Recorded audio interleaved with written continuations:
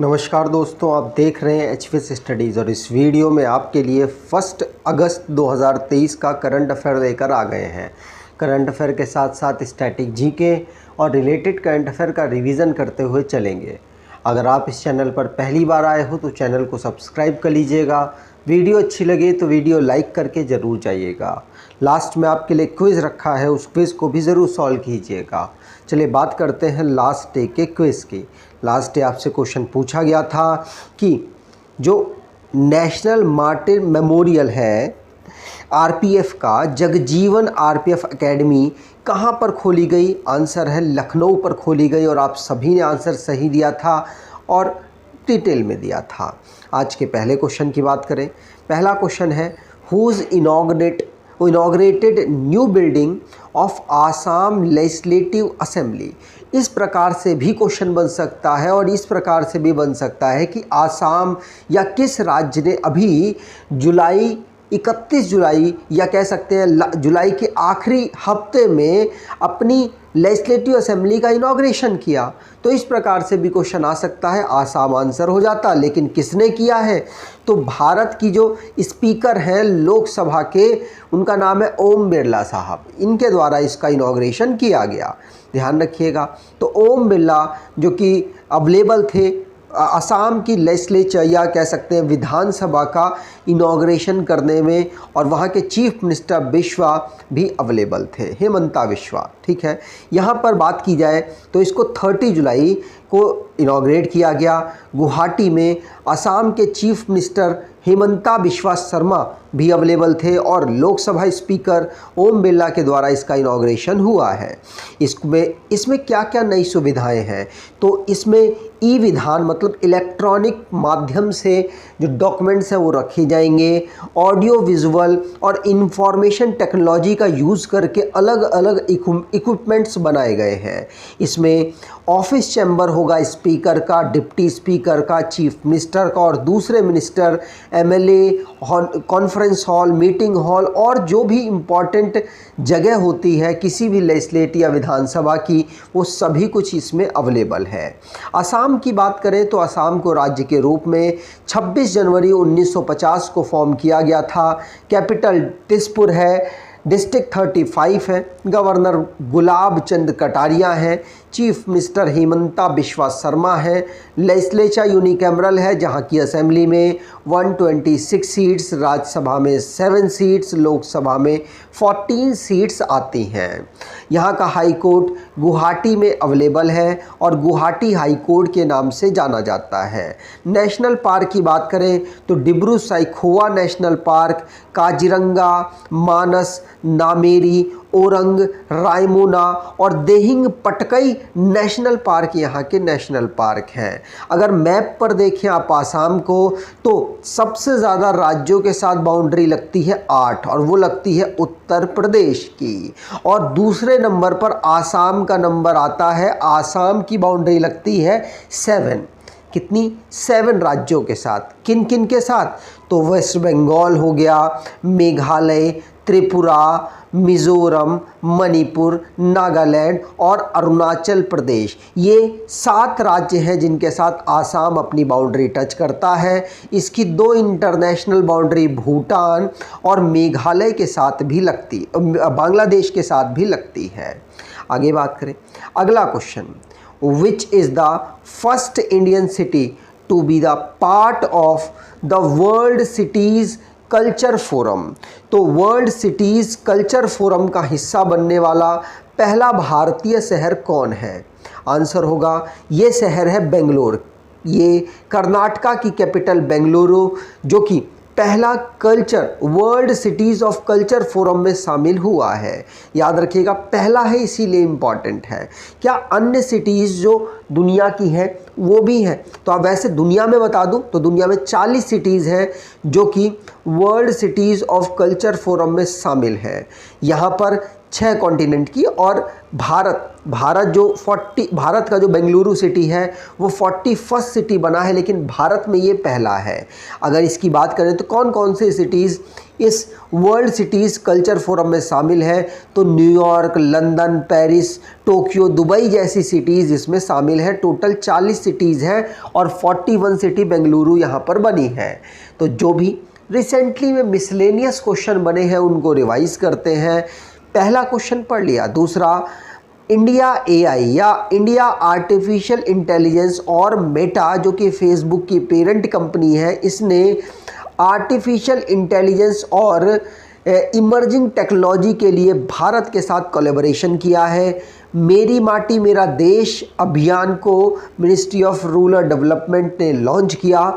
सहारा refund portal, जिसमें सहारा में जो लगे हुए पैसे थे वो डूब गए, उनको रिफंड प्राप्त करने के लिए एक पोर्टल लॉन्च किया गया, सहारा रिफंड पोर्टल।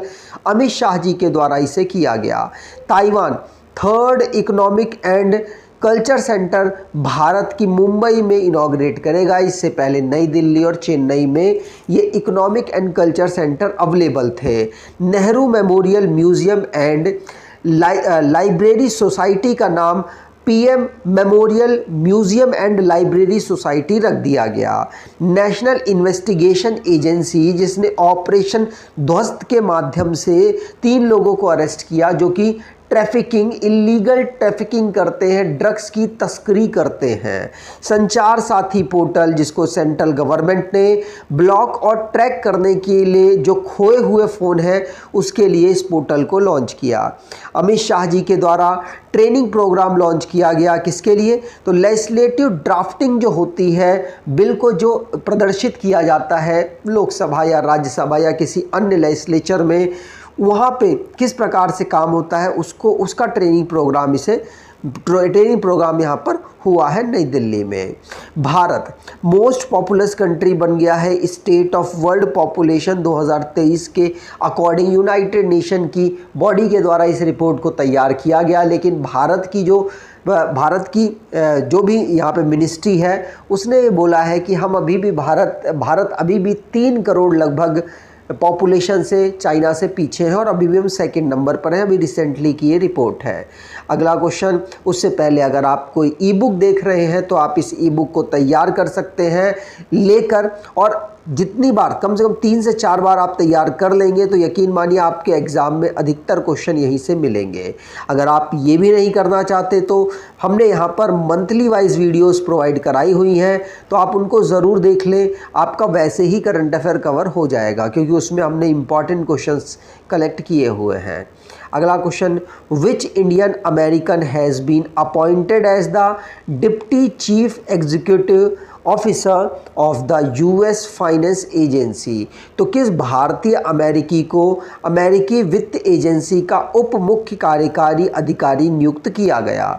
आंसर होगा, ये नियुक्त किया गया है किसको? निशा बिस्वाल को। निशा बिस्वाल जो कि भारतीय अमेरिकन है, जिनको deputy chief executive officer US finance agency में नियुक्त किया गया। यहाँ पर आप निशा जी को देख सकते हैं। तो निशा बिस्वाल याद रखिएगा, डिप्टी सीईओ बनी है US international development finance corporation में। याद रखेंगे, पूछा जा सकता है। अगला question, international tiger day 2023 observed on, तो अंतर्राष्ट्रीय बाघ दिवस 2023 कब मनाया गया?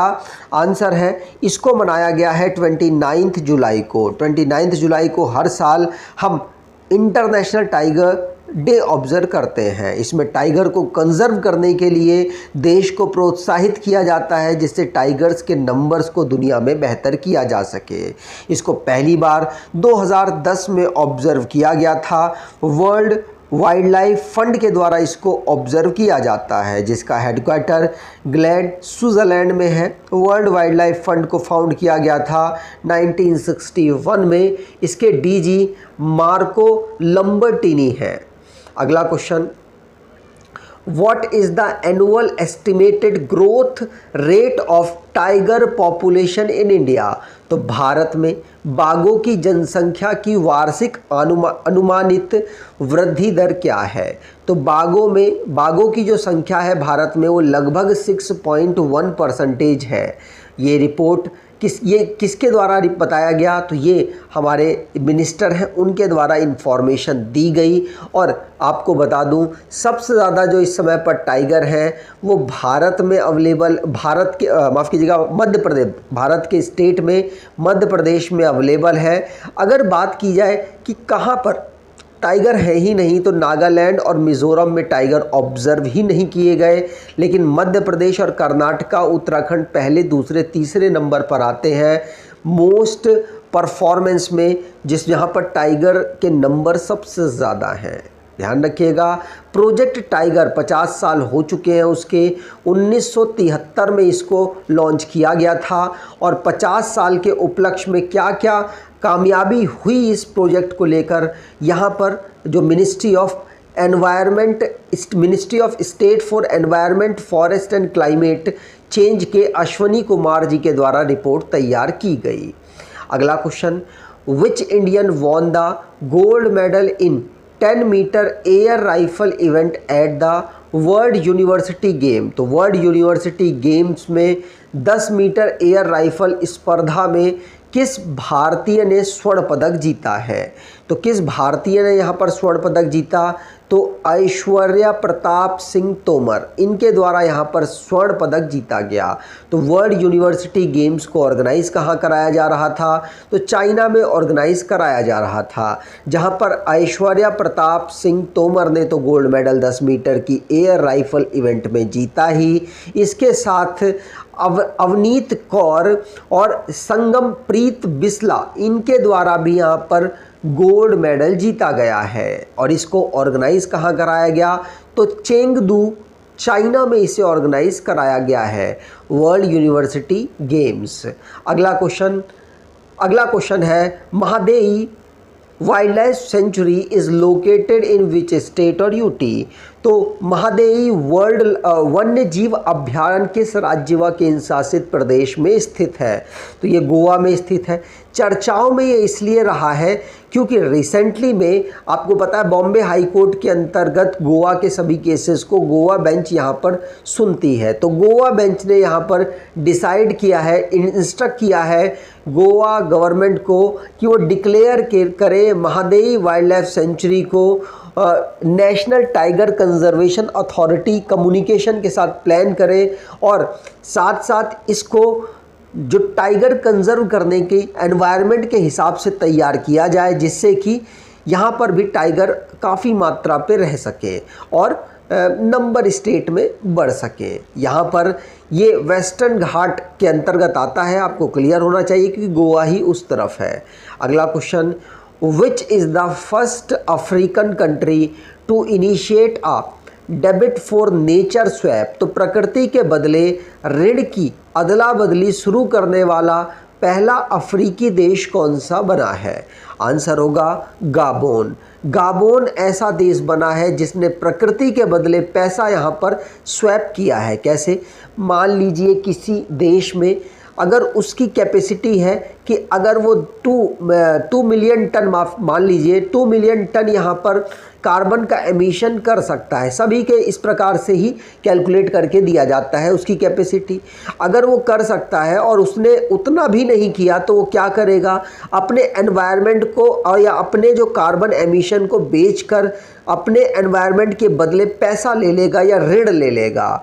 इससे क्या होगा? जो ज़्यादा कार्बन एमिशन करते हैं उन देशों को ज़्यादा एमिशन करने के बावजूद भी कोई दिक्कत नहीं होगी, क्योंकि उन्होंने उस देश से उतना जितना उन्होंने एक्स्ट्रा किया है पॉल्यूशन या कार्बन एमिशन, उतना उन्होंने न्यूट्रल कर लिया और इस देश को भी बेनिफिट मिल जाएगा और जिस देश ने ज़्यादा किया उसको भी बेनिफिट मिल जाएगा।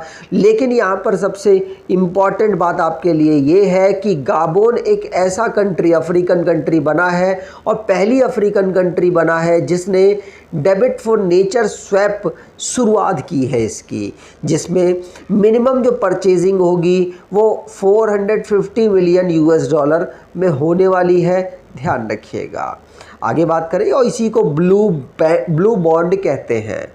अब जो रिसेंटली में हमारे इंटरनेशनली करंट अफेयर्स बने हैं उनको रिवाइज़ करते हैं। पहला क्वेश्चन पढ़ लिया। दूसरा, नाइजर की आर्मी है जिसने अरेस्ट कर लिया वहाँ के प्रेसिडेंट को और वहाँ पर जो आर्मी रूल लगा दिया है। रशिया जिसने सेक्स चेंज और ट्रांसजेंडर मैरिज को बैन कर दिया। इटली ने ऑनर किया है इंडियन आर्मी के कंट्रीब्यूशन को सेकेंड वर्ल्ड वॉर में। भारत जापान के साथ मिलकर सेमीकंडक्टर इकोसिस्टम डेवलप करेगा और क्योंकि जापान का जो सेमीकंडक्टर इकोसिस्टम है वो दुनिया में 5वें नंबर पर आता है तो वो कर सकता है। Artificial intelligence automation company simplify जिसका नाम है, इसने इंश्योरेंस जीपीटी को डेवलप किया या लॉन्च किया और वर्ल्ड की पहली जनरेटिव एआई टूल इंश्योरेंस का ये बना है। भारत और बांग्लादेश के बीच में बायलैटरल ट्रेड उनकी लोकल मनी पर होने वाला है। भारत रुपी और बांग्लादेश टका में व्यापार करने वाला है। किर्गिकोस मित्सोताकिस न्यू डेमोक्रेसी पार्टी के प्राइम मिनिस्टर बने हैं ग्रीस में। पेरू जिसने ओबिनास वल्केनो की वजह से, उसके ऐश की वजह से इसने अपने यहाँ पर 6 महीने की इमरजेंसी घोषित कर दी है। न्यूजीलैंड पहला कंट्री ऐसी बना है जिसने बैन किया है प्लास्टिक बैग्स को अपनी वर्ल्ड में और पहला ऐसी कंट्री बनकर उभरा है। अगला question, X-59 also known as the son of Concorde is an experimental supersonic aircraft of which country. तो X-59 जिसे सन ऑफ कॉनकोर्ड के नाम से भी जाना जाता है, किस देश का प्रायोगिक सुपरसोनिक विमान है ये? आंसर होगा ये यूएसए का प्रायोगिक सुपरसोनिक या एक्सपेरिमेंटल सुपरसोनिक एयरक्राफ्ट है, ध्यान रखिएगा। अमेरिका का है, इसमें इसकी उपलब्धियां क्या होंगी? इसे 2 घंटे में ग्लोब के चक्कर लगा सकता है एक लोकेशन से दूसरी लोकेशन तक। और इसका सन ऑफ कॉनकोर्ड इसका नाम रखा गया है, ध्यान रखिएगा, पूछा जा सकता है। यूएस का है, आपको मालूम होना चाहिए। चलिए रिवाइज करते हैं लास्ट डे के करंट अफेयर्स को। जैसे महाराष्ट्र सबसे ऊपर रहा है क्राइम ऑफ इंडिया की जो लिस्ट जारी हुई उसमें महिलाएं सबसे ज़्यादा मिसिंग यहाँ पर हुई हैं, लेकिन सबसे ज़्यादा क्राइम्स एससी पर कहाँ हुए? तो मध्य प्रदेश में हुए, ध्यान रखिएगा। और इस लिस्ट में मध्य प्रदेश दूसरे नंबर पर आता है। आशीष जितेंद्र देसाई ये चीफ जस्टिस बने हैं केरला हाई कोर्ट के। अश्मिता दे जो कि जूनियर एशियन जूडो चैंपियनशिप 2023 में गोल्ड मेडल इन्होंने जीता है। 30 जुलाई को world day against trafficking in person observe किया गया। मध्य प्रदेश पहला ऑनलाइन गेमिंग एकेडमी खोलने वाला स्टेट बना। राजस्थान जहां पर लॉन्च किया गया यूरिया गोल्ड को प्रधानमंत्री जी के द्वारा, जो कि यूरिया इस प्रकार का होगा जिससे किसानों को मदद मिलेगी। शंकरी चंद्रन जो कि माइल फ्रैंकलिन लिटरेरी अवार्ड 2023 से सम्मानित किए गए। लखनऊ जहां पर नेशनल मार्टिन मेमोरियल अनवील किया गया जगजीवन आरपीएफ एकेडमी में, ध्यान रखिएगा। प्रधानमंत्री मोदी जी के द्वारा इंटरनेशनल एग्जीबिशन कम कन्वेंशन सेंटर भारत मंडपम को लॉन्च किया गया नई दिल्ली में। आज के क्विज की बात करें, who inaugurated new building of Assam legislative assembly. तो असम विधानसभा के नए भवन का उद्घाटन किसके द्वारा किया गया? कमेंट बॉक्स में डिटेल में आंसर दीजिएगा। अगर आपको ये वीडियो अच्छी लगी है तो आपसे अनुरोध करूंगा वीडियो को लाइक कर दीजिएगा, चैनल को सब्सक्राइब कर लीजिएगा और एटलीस्ट अपने कुछ दोस्तों के साथ वीडियो को शेयर ज़रूर कीजिएगा। धन्यवाद।